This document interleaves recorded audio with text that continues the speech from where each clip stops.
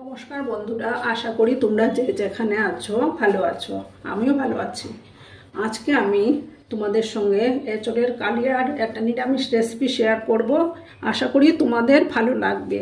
তাহলে চলো দেখতে থাকো আমি কিভাবে সেটা তৈরি করি। তার জন্য আমি একটা আলু এভাবে ডুমো ডুমো করে কেটে নিয়েছি, দুটো তেজপাতা, তিনটা শুকনো লঙ্কা, একটা দারচিনি, দুটো এলাচি, আর টমেটো একটা পেস্ট করে নিয়েছি, তারপর আদা 1 ইঞ্চি পরিমাণ, আর কাঁচা লঙ্কা 4টা পেস্ট করে নিয়েছি, আর নিয়েছি জিরে গুঁড়ো 1 চামচ আর ধনে গুঁড়ো 1 চামচ, মানে আমি শিলনোড়াতে বেটে নিয়েছি।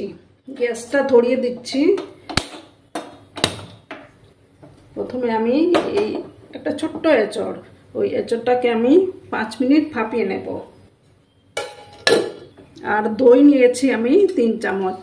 অন্য একটা গ্যাসে আমি প্যান বসিয়ে দিয়েছি, ওটার মধ্যে আমি আলুগুলো ভালো করে ফ্রাই করে নেব। ওটার মধ্যে আমি এঁচড়ের মধ্যে হলুদ গুঁড়ো দিয়েছি, দিয়ে আমি একটু 5 মিনিটের জন্য ভাপিয়ে নেব। এবার আমি সর্ষের তেল দিচ্ছি।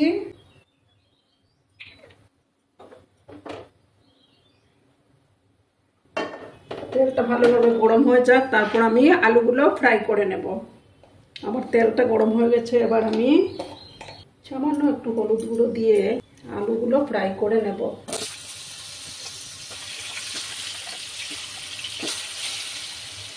সামান্য 1 চিমটি নুন দিলাম, দিয়ে আমি আলুগুলো লাল লাল করে ভেজে নেব।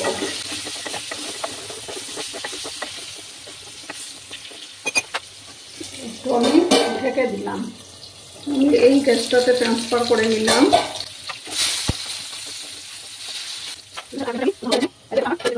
এইদিকে আমি 3 চামচের মতো দই নিয়েছি, দইটাকে আমি ভালোভাবে ফেটিয়ে নিচ্ছি।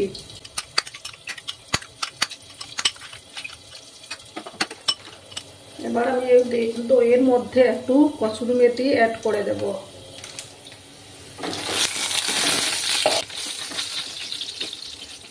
এবার আমি আলুগুলো আমার ফ্রাই হয়ে গেছে, এবার আমি আলুগুলো তুলে নেব। আরো কিছুক্ষণ একটু সময় লাগবে এঁচড়টা সিদ্ধ হতে। 5 minutes later. 3 মিনিট পরে আমি ফিরে আসলাম। এবার আমি গ্যাসটা ধরিয়ে দেব, প্যানে আর একটু তেল দেব, দিয়ে আমি এঁচড়টাকে ফ্রাই করব। সামান্য একটু নুন দিলাম, তেলটা গরম হয়ে গেছে। এবার আমি এঁচড়গুলো দিয়ে দেব।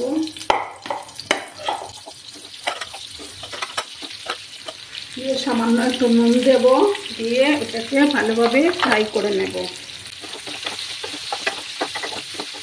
লাল লাল করে আমি এঁচড়টাকে ভেজে নেব।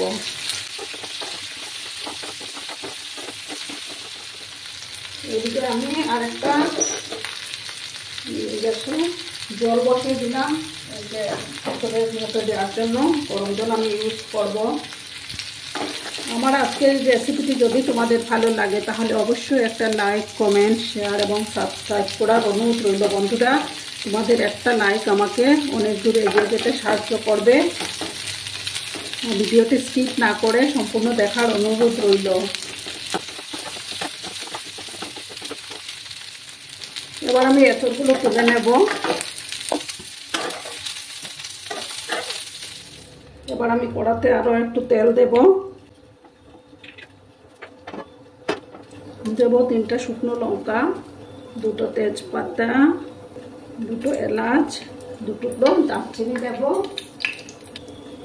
দেব গোটা জিরে। এবার আমি জিরে বাটা আর ধনে বাটাগুলো দিয়ে দেব।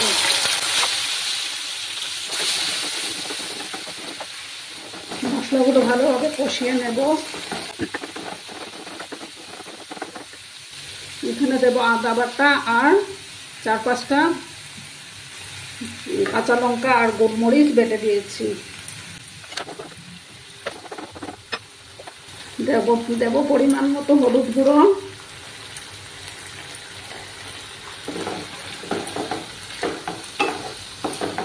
মশলাটাকে ভালোভাবে কষাতে হবে। এবার আমি টমেটো একটা বেটে রেখেছিলাম সেটা দিয়ে দেব। এবার আবার ভালো করে কষাতে হবে। দেব 1 চামচ কাশ্মীরি লঙ্কার গুঁড়ো, ভালো করে কষিয়ে নেব। মশলাটার থেকে যখন তেল ছাড়তে শুরু করবে তখন আমি দই অ্যাড করব। চুলার আঁচটাকে একদম কমিয়ে দিয়েছি। এবার আমি দইটা অ্যাড করে দেব। এবার আমি চড়া আলুগুলো দিয়ে দেব, দিয়ে ভালো করে মশলার সাথে মিশিয়ে নেব। আরও কিছুক্ষণ এইভাবে কষাতে হবে।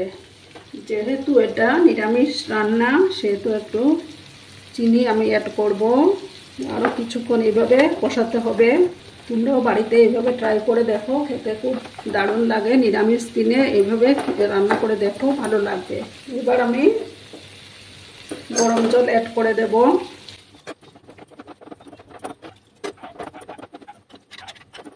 দেখো বন্ধুরা, তরকারির কালারটা খুব সুন্দর এসছে। এবার আমি পরিমাণ মতো নুন দিয়ে দেব।